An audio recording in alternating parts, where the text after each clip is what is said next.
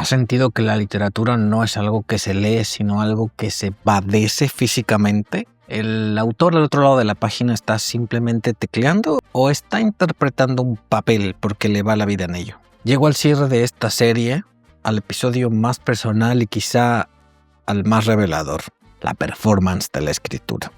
Hablaré de la autoficción como un escenario, de por qué la identidad queer necesita ahora más que nunca que contemos nuestra propia historia de otro modo y de cómo mi propia vida se convirtió en una obra de teatro mucho antes de que yo me atreviera a subirme a un escenario narrativo. Te voy a contar qué significa ese grito sobre los que observan a dos nalgas desde la comodidad de su asiento y por qué, si no estás dispuesto a poner el cuerpo en lo que escribes, es mejor que no escribas nada. Pues ser escritor es ser ante todo aprender a ser el actor más honesto de tu propia máscara. Todo este viaje, que culmina con la publicación de mi novela en septiembre de 2026, bajo el sello de Berenice, ha sido una carrera de fondo que empezó en 2016. Escribir esta historia no fue un ejercicio de escritorio pulcro, sino una encarnación. Cuando la gente descubre que estudié actuación, asume que la voz de la sed nació de una técnica interpretativa aprendida en una escuela. Pero yo estudié actuación mucho después de haber escrito esta novela. Fue la propia escritura, la fuerza torrencial de mi personaje, la que me obligó a interesarme de verdad en la interpretación escénica. El texto me exigió un cuerpo, un ritmo y una respiración que yo aún no sabía que poseía. Esta novela no esperó a que tuviera el título de actor. Me arrastró hacia su propia verdad. Cuando me senté a escribir la historia de este actor mexicano que llega a España buscando su lugar entre lo sagrado y lo profano, yo no sabía que estaba realizando una performance. Sin embargo, el lenguaje me dictó su propia coreografía. La voz de mi protagonista es lo que yo llamo una voz metralleta, asfixiante, rítmica, sin apenas espacio para agarrar aire. Esa voz no nació de un ejercicio de estilo, sino de una urgencia biológica. Mientras escribía, yo encarnaba al personaje por pura necesidad de supervivencia narrativa. Necesitaba sentir cómo se movía, cómo gesticulaba con sus manos manchadas de vodka y cómo sus ojos buscaban una respuesta en las sombras de una sacristía sevillana. A menudo los escritores cometemos el error de ver a nuestros personajes como figuras de papel que movemos a nuestro antojo. Pero tenemos que dejar que el personaje nos use y no al revés. Yo necesitaba ver si las palabras de mi protagonista tenían verdad dramática. Si una frase no me aceleraba el pulso, si no sentía que el ritmo me golpeaba el pecho, sabía que no era real. Fue esa experiencia de interpretar a mi alter ego en la página lo que años más tarde me dio el valor para entrar en una escuela de arte dramático. La novela fue mi primer escenario, mi primer monólogo y la primera oportunidad de entender que escribir es un acto físico. Hay una frase que resume toda mi filosofía sobre la mirada ajena. La denuncia de los que están allí a dos nalgas del otro lado de la pantalla. Es una imagen que describe la comodidad obscena del espectador y por extensión del lector, que consume el drama ajeno desde la seguridad de su sofá. Vivimos en una cultura que democratiza el juicio y que convierte el dolor o la búsqueda de identidad de los demás en puro entretenimiento. Estar a dos nalgas es la posición del que observa la hoguera digital sin miedo a quemarse, juzgando quién es bueno, quién es malo o quién merece ser trending topic. Como autor, mi objetivo no fue darte una lectura cómoda que pudieras consumir sin despeinarte. Quise sacarte de esa posición de dos nalgas. Quiero que sientas que el suelo se mueve, que la pantalla se rompe. La literatura tiene la capacidad única de obligar al espectador a perder su impunidad. No quiero que mires la historia de mi protagonista como quien mira un programa de televisión sensacionalista. Quiero que sientas el peso de su vulnerabilidad. Escribir desde la performance es una invitación a que el lector deje de ser un observador pasivo y se convierta en un cómplice que pone también su propio cuerpo en la lectura. Hablemos de la autoficción, de ese terreno pantanoso donde la realidad y la invención se dan la mano. Mi prota es una versión de mí mismo llevada al extremo. Una máscara que me ha permitido decir verdades que como Israel pintor nunca me habría atrevido a pronunciar frente a mi familia postiza o frente a las instituciones que me han rodeado. Usar una máscara no es esconderse.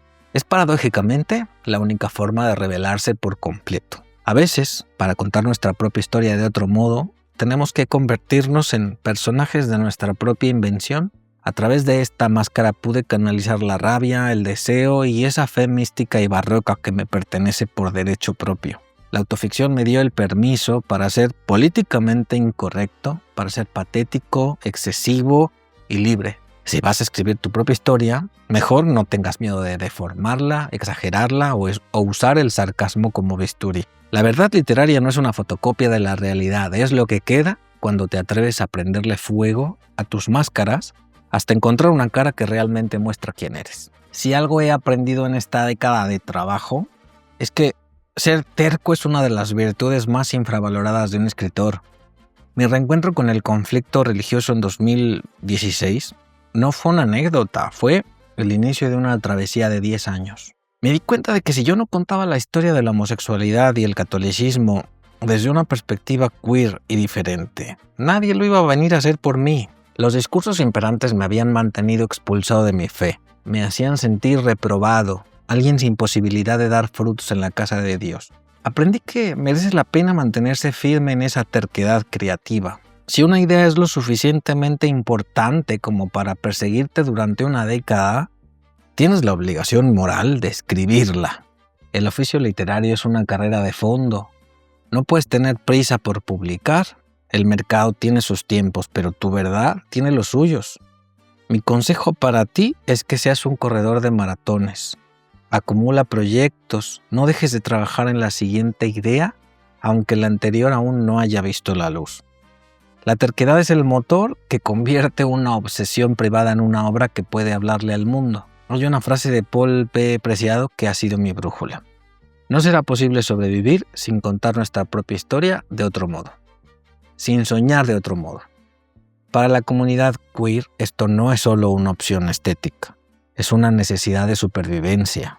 Durante siglos otros han contado nuestra historia por nosotros, etiquetándonos como pecadores, enfermos o alegando que nuestra naturaleza es intrínsecamente desordenada. Apropiarnos de nuestra propia narrativa es un acto de resistencia política y espiritual. Con esta novela intenté que esa otra forma de contar se filtre en cada adjetivo y en cada exabrupto de mi personaje. En este caso, no se trató de inventar una fe, sino de rescatar la que muchas personas tenemos de las manos de quienes la usan como garrote. Releer las escrituras, encontrar a Jesús en un bar de Sevilla o amar a un cura no son solo provocaciones, son formas de soñar nuestra identidad de otro modo. Como autores tenemos la responsabilidad de ensanchar los límites de lo que se puede decir.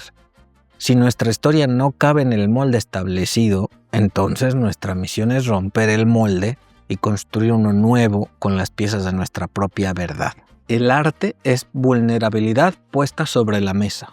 Llego al final de esta serie y quiero dejarte con una reflexión que espero te acompañe cada vez que te sientes frente al folio en blanco. Me preguntan, ¿qué le dirás a un escritor que tiene miedo de exponerse? Mi respuesta es corta. Si tienes miedo de exponerte, dedícate a otra cosa. El arte no es un refugio para los que buscan mantener una imagen impecable. El resultado de escribir con miedo es siempre algo aburrido, acartonado y carente de vida. A nadie le interesa una obra que no arriesga nada. ¿Es posible escribir algo que valga la pena sin poner el cuerpo en el papel? No. El arte consiste precisamente en identificar tu vulnerabilidad, encontrar esa herida que intentas ocultar a todo el mundo y ponerla encima de la mesa con toda su crudeza para que los demás puedan verse reflejados en ella. Eso requiere valentía. Si no eres capaz de mostrar tus sombras, no estás haciendo arte, estás haciendo otra cosa. El cuerpo es el primer papel de cualquier escritor. No tengas miedo de ser descubierto. Ten miedo de pasar por la vida sin haber dicho nunca quién eres realmente. Poner el punto final a esta novela fue un momento de vacío absoluto, de vértigo físico. Tras años de convivencia con este personaje, sentí que el encargo estaba hecho. He contado mi propia historia de otro modo y al hacerlo me liberé de la mirada de los que están a dos nalgas juzgando mi vida desde la distancia. Mi novela es la respuesta al ruido del mundo y mi forma de decir que mi identidad es sagrada, incluso en sus momentos más profanos. Gracias por haberme acompañado por las tripas de este proceso creativo.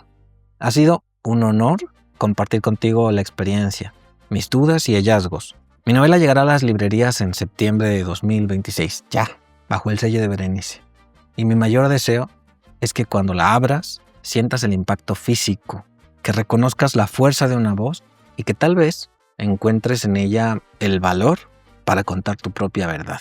Si te ha interesado esta serie sobre mi proceso creativo y quieres descubrir más secretos sobre cómo contar tu historia sin miedo, suscríbete a este canal y dale a me gusta. Tu lectura será el mejor aplauso que podría desear tras toda una década de trabajo.